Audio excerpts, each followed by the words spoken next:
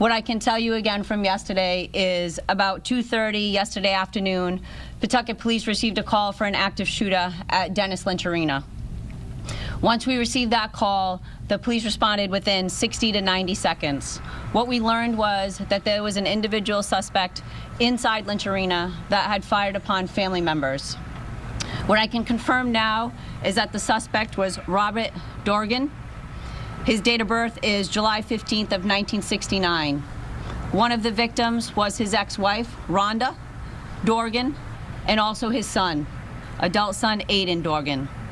Rhonda succumbed to her injuries on scene at Lynch Arena, and the son, Aiden, succumbed to his injuries after being transported to the hospital. We have three other individuals, Linda Dorgan and Gerald Dorgan, which are the parents of Rhonda.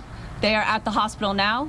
They are in critical care, and we continue to receive updates about their status. The final victim was Thomas Geruso. He is a family friend of the family, and he is also in critical care at the hospital, and we continue to monitor his progress. What I can tell you is that they were all at the event for a son, a juvenile son who was playing hockey. It was their senior night, and there was no expectations or any indication that there was going to be any type of violence yesterday at the arena. I can tell you that individuals on site, several bystanders, I would say that probably whether they have been family or friends of the individuals playing hockey stepped in, they intervened, and at least 3 bystanders were able to circum the suspect.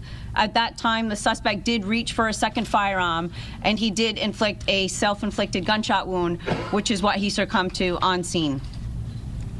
I can tell you that there were first responders on scene outside of Pawtucket, several nurses, several firefighters, and they also rendered aid to the victims until fire personnel responded. Once police responded, obviously we were met with a tremendous amount of people exiting the arena. We were able to make entry, and we also rendered aid to those individuals until they could be transported to the hospital. Central Falls Rescue and Pawtucket Rescue responded, and they also rendered aid. What I can tell you from what we've learned so far is that this individual had responded to hockey games in the past to watch their son play hockey, and that this was not unusual for them to respond to watch a hockey game.